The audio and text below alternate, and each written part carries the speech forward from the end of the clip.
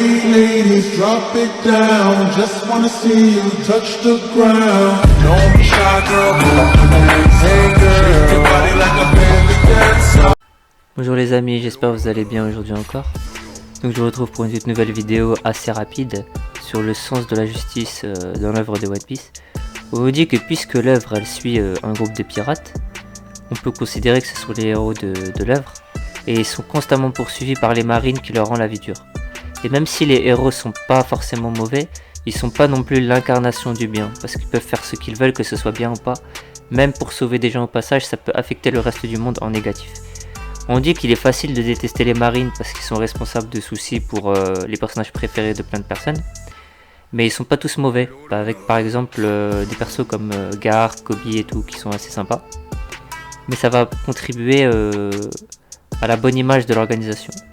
Et ça change rien au fait que les habitants du monde considèrent que les pirates sont le mal et la marine comme la justice. Alors ça a un rôle majeur, elle est même inscrite dans le dos des manteaux des marines. Et on nous dit que ça se résume pas à donner la punition aux criminels, mais faire la prospérité sur les mers.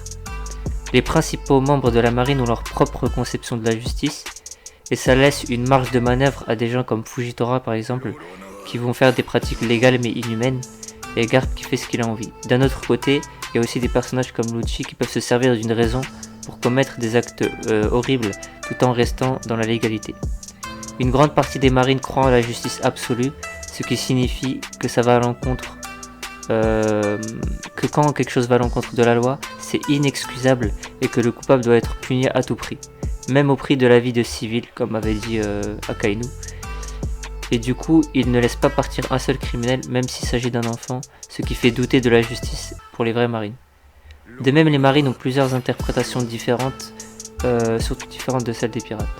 Avec plusieurs points de vue sur la question, on peut dire que les fans peuvent être confus sur la vraie justice. Et la série aborde bien des sujets différents comme ça. Donc voilà, c'était à peu près ce qu'il y avait à dire sur le sujet. J'avais trouvé ça assez intéressant, je l'avais vu et je me suis dit que j'allais partager avec vous, voilà.